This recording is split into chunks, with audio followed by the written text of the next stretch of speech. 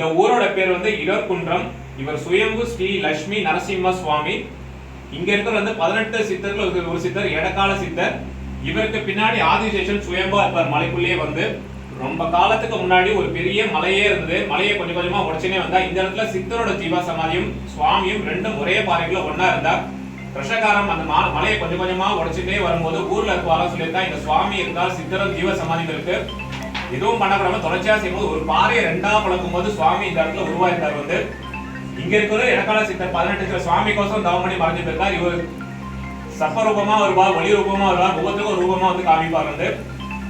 இந்த மூர்த்தி வந்து 2014 வருஷம் பிரவேசம் பண்ணா வந்து ஆழ்வார்கள் நம்மாழ்வார், பெரியாழ்வார், ராமானுஜர், தேசிங்கன், கருடாழ்வார், கீழே ஆஞ்சநேய ஏறி வர மலையே பார்த்தீங்கன்னா உங்களுக்கு ஆதிசேஷனா இருக்கும், நல்ல பாம்பு படையெடுத்து எப்படி இருக்கும் அது மாதிரி தான் இருக்கும் வந்து. சோழிகர்ல இருக்க மாதிரி நரசிம்மர் பெரிய மலை சின்ன மலை மாதிரி இங்க இருக்க ஆஞ்சநேயர் வந்து சின்ன மலை மாதிரி உட்கார்ந்துட்டு சுவாமிக்கு பார்த்து நேரம் உட்காந்து தவம் பண்ணிட்டு இருப்பார். இந்த மூர்த்தி வந்து பஞ்சலோக விருது பண்ண மூர்த்தி வந்து பெசநகல் அசோகமாமா சொல்லிட்டு ரொம்ப காலமா பூஜை பண்ணிட்டார் வந்து. அவர் நரசிம்மர் பக்தா வந்து ரொம்ப காலமா அவர் பூஜை பண்ணிட்டே இருக்கும்போது ஒரு நாள் சுவாமி கனவுல வந்து அங்க இருக்க சுவாமி இந்த கோவில்ல இந்த இடத்துல கொண்டு வந்து சேகரம் சித்தக்கா வந்து எல்லா சனிக்கிழமையும் சுவாமிக்கு அபிஷேகம் இருக்கும், சுவாதிக்கு அபிஷேகம் இருக்கும். பிரதோஷ காலம் பௌர்ணமி காலையில மாலை 2 வேளையும் நடந்திருக்கும் சுவாமிக்கு வந்து. வருஷத்துல ஒரு நாள் சித்ரா பௌர்ணமிக்கு கீழே சுவாமிக்கு லட்சாத்னை ஹோமம் அபிஷேகம் ஆராதனை எல்லாமே இருக்கும். டெய்லியும் ஒரு நேர்தல் சுவாமிக்கு இருந்துட்டே இருக்கும் வந்து. வரவா எல்லாருமே ஒரு பிரார்த்தனை வச்சுருக்கா, பெருமாளும் கைகூடி நிறுத்திட்டு இருக்கா. நீங்களும் இது வந்து பெருமாள் கடையில் நல்லபடியாக செஞ்சுருங்க, எல்லாம் நல்லபடியாக சித்தியாகும். இடம் எங்க?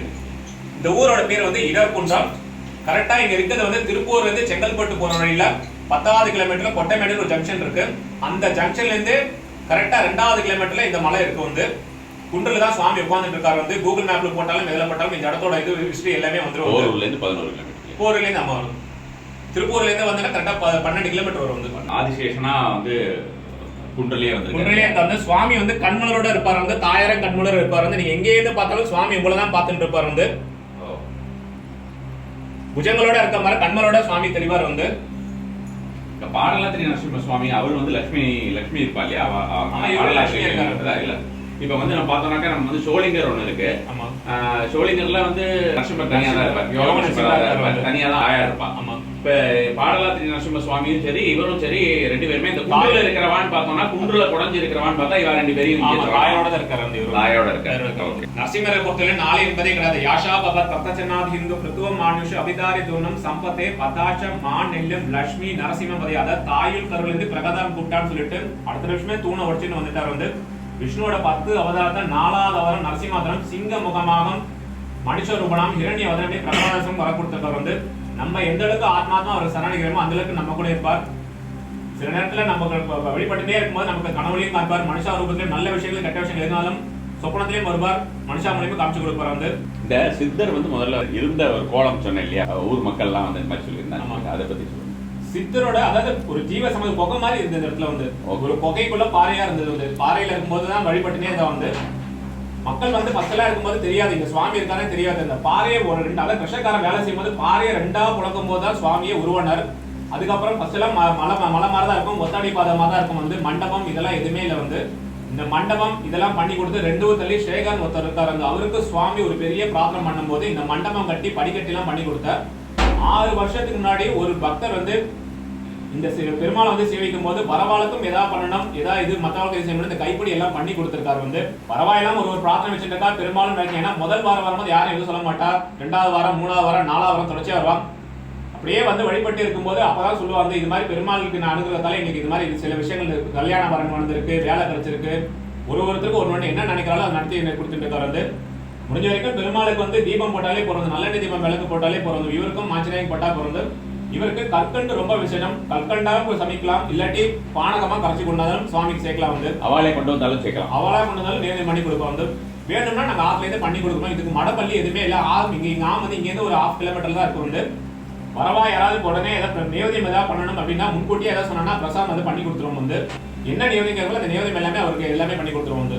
அதான் நீங்க வந்து அதை எடுக்கும்போது ஊர் மக்கள் வந்து எடுக்கும்போது தனியா பிரிக்க கூடாதுன்னு சொல்லியிருந்தா முதல்ல அப்படின்ற. ஆமா, அது பொக்கைக்குள்ள அதாவது ஒரு சித்தரவே ஜீவசமாதியோட பொக்கை மாதிரி தான் இருந்தது. அந்த பொக்கையை உடைக்கும் போது அது உருவாச்சு வந்து. இதோட பெருசா இருந்தது. இந்த மண்டபம் இருக்கிற மாதிரி இன்னும் பெருசா இருந்தது பாறை வந்து.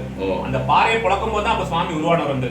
ஓகே. அந்த பாறையை பொளந்து அந்த பாறை அந்த சைடு ஒண்ணு போயிடுத்து இப்போதான் சுவாமி அது மாதிரி உருவாக்கிற வந்து. அப்ப பாறையை பொளக்கும் போது உள்ள இந்த மாதிரி உள்ள இருக்கா சுவாமி வந்து. கையாலே எதுவுமே பண்ணல வந்து, தன்னால பண்ணது. அது அவரே சித்தரோட ஜீவ சமாதியோட தான் இது பண்ணாரு வந்து.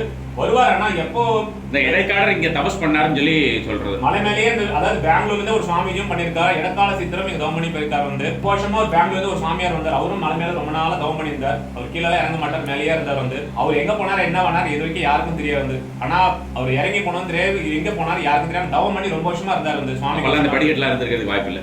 படிக்கட்டு இல்ல, ஒத்தடி பாதை மாதிரி தான் இருக்கும் வந்து. மலையில ஏறி போற மாதிரி இருக்கும். இப்போ காலங்காலம் மாற மாற எல்லாமே மாறி போயிட்டு வந்து உபயமுகத்திற்கு சுவாமி பிரார்த்தனையோட நிவர்த்தி பண்ணும்போது அவ என்னென்ன நினைக்கிறாளோ எல்லாமே பண்ணி கொடுக்குறா வந்து. கோவில் வந்து திங்கட்கிழமையில இருந்து வெள்ளிக்கிழமை வரைக்கும் காலையில ஒரு 7 மணி 8 மணிக்கு திறந்தோம்னா ஒரு 11 மணிக்கு இருக்கும் காலையில் நடத்த வந்திருப்போம். சாயங்காலம் 5 மணிக்கு திறந்தோம்னா 7 மணி வரைக்கும் நடத்த வந்திருப்போம் வந்து. சனிக்கிழமையில முடிஞ்சிருக்கு சுவாமிக்கு வந்து சீக்கிரமா நடத்த வந்துடும். 5 மணி 5:30 மணிக்கெல்லாம் நடத்த வந்து சுவாமிக்கு அபிஷேகம் பண்ணி அலங்காரம் பண்ணி ஆராதனை பண்ணிடுவோம் வந்து. 11 11:30 மணி வரைக்கும் நடத்த வந்திருப்போம். வெயில் அதிகமா இல்லைன்னா 12 மணி வரைக்கும் நடத்த வந்து வச்சிருப்போம் வந்து. 12 மணிக்கு நட சாத்திடுவோம். அதுக்கப்புறம் ஒரு 4 மணிக்கு சனிக்கிழமை திறந்தோம்னா 7 மணி வரைக்கும் நடத்த வந்து வச்சிருப்போம். ஞாயிற்றுக்கிழமை அதே மாதிரி தான் காலையில சீக்கிரமா நடத்த ஒரு 6 மணிக்கு நடத்த வந்தோம்னா ஒரு 11 மணி வரைக்கும் நடத்த வந்திருப்போம். சாயங்காலம் அதே மாதிரி 4:30 மணிக்கு திறந்தோம்னா 7 மணிக்கு இருக்கும் வந்து. உங்களுக்கு ஃபோன் பண்ணிட்டு வரலாம் இல்லையா? தாராளமா என் ஃபோன் நம்பர் இருக்கு வந்து. என் நம்பர் வந்து 790420780780. என்னோட பேர் வந்து ஸ்ரீனிவாசன். ஊர்ல நீங்க கேட்டாலே ஐயர் வீடு எங்கன்னு கேட்டாலே சொல்லிடுவோம் வந்து. நாங்க இருக்க வந்து இங்கே இருந்து கொஞ்சம் தூரத்துல சத்யா நகர்னு ஊர் இருக்கு. அந்த ஊர் அந்த இடத்துல தான் இருக்கும் வந்து. ஃபோன் பண்ணா நாங்க உடனே வந்து நடைய திறந்து காமிச்சு கொடுத்துருவோம் சுவாமிக்கு வந்து. சரி சீதா.